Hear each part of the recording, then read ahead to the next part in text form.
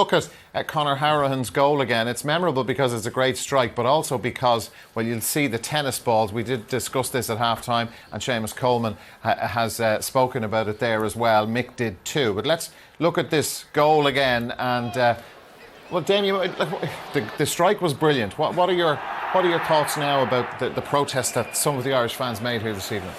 It's the only time a tennis ball's ever made me angry, as you probably saw at half-time. But listen, you know my thoughts on it. It added on 3 needless minutes that they nearly scored off. As simple as that. But again, we're talking about something when we should be talking about this. This is world class, quality. Messi does that, it goes viral on Twitter. What's viral on Twitter for us tonight is tennis balls. So it's top class, and listen, me and Richie are going to differ on this a lot, I think. But the one thing I will say, just to finish on it, we know obviously who we're talking about here. Too many times, it's always our CEO in the headlines instead of talking about the football. It added pressure to the game for me, 1,000,000%. It took the shine off the game. And I don't think we should be talking about him. I couldn't tell you, and I follow sport, I couldn't tell you who the CEO of the RFU is. I couldn't tell you. And for me, that answers all your questions, because I don't need to know who the CEO is, and I shouldn't be reading front page stuff here either. It's Philip Brown. Richie, I suppose the fans who came here, Richie, hang on a sec. The fans who came here, like you mentioned it at half-time, that, with the tennis balls to make their protest, they wanted to make their voices heard in a different way, and they did that.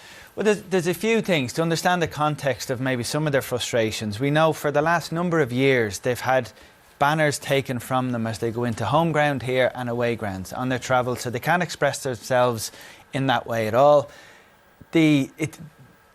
To Duffer's point that it added 3 minutes, it didn't. It just delayed the restart of the game 3 minutes. If there was 11 minutes to be played between the goal and the half-time, it just delayed the start of those 11 minutes. It didn't add on an extra 3 minutes. But the reasons, there's no point in us talking here just about the tennis balls. There's a reason for it. And there are lots of, very legitimate reasons. Even this weekend, we had the Taoiseach asking for some clarity. We had SIP2 weigh in on behalf of their members, employees in the FAI wondering why at the same time when they were being asked to take a 10 or 50% wage cut, the board were approving an extra perk of free rent to the CEO. The board still hasn't come out and explained fully why their solution to a cash flow problem, which they still haven't explained why they had it, was to ask an employee for a personal loan. And Sport Ireland have also come out and asked why they weren't told, because they should have been. We will get the answers to those questions at that joint, the Oireachtas committee. Yeah, so the role of that Oireachtas for Sport Ireland, the FAI. Yeah, so that Oireachtas committee, has a hell of a job here. They have a responsibility here. It's robust, rigorous.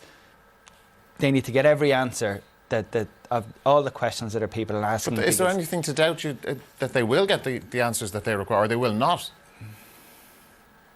Have you seen John Delaney's previous appearance in front of an Oireachtas committee? It was the equivalent of watching a fella be tickled and flirted with by some politicians. It was embarrassing stuff. But that will... The personnel has changed. Yes. So now all eyes, and we need to keep harping on at this until the FAI and whatever delegation goes there appears in front of the politicians, because they need to get clear answers to how Irish football is being run, because there's a hell of a lot of people who are here tonight and who don't come anymore because they're completely disillusioned with where Irish football is and where they believe it's going. And they're looking for more meaningful change than John Delaney probably changing where he parks his car outside the building in Abbottstown.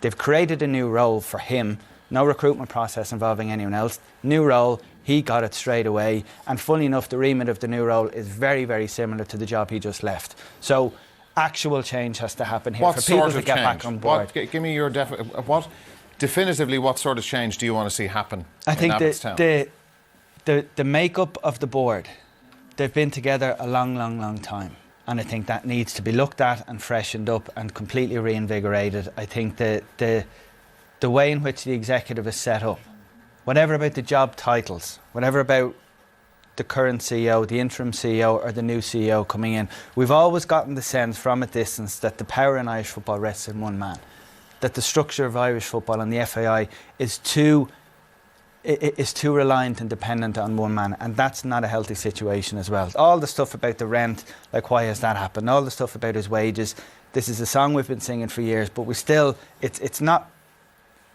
I haven't heard a reason why someone who does what he does justifies the wage that the board give him. Well, again, I'm sure that's probably another question that will be put by that joint committee to the FAI delegation. Because public money goes into Irish football. 2.7 million from last year from Sport Ireland.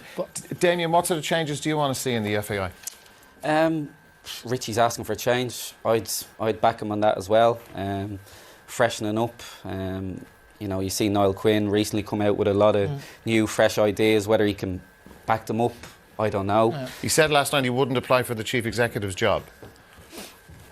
Whilst John is on the board as well. In its current shape, yeah. Well, you can't blame him. Niall's a very clever man, but listen, the thought of Niall coming in and young, fresh ideas, you know, would excite me, and I'd fully back him. He'd be delighted you call him young. If you look at it from a fan's point of view, if, like, for instance, the current or the old management team that we had with O'Neill and Keane, things weren't working for 18 months, and a change was demanded to come in for that because things weren't happening in the field. The same's been happening off the field for a long time, so you can see why the fans want to change, because if you're a manager, you get 18 months of things not going right and something has to happen. If off the field it's been going well for longer, probably, you can see why the fans want to see something change, want something to happen, and to be Irish football to be progressing and moving on. Well, that Dáil hearing, the Oireachtas committee hearing, takes place on I think it's scheduled for the 10th of April.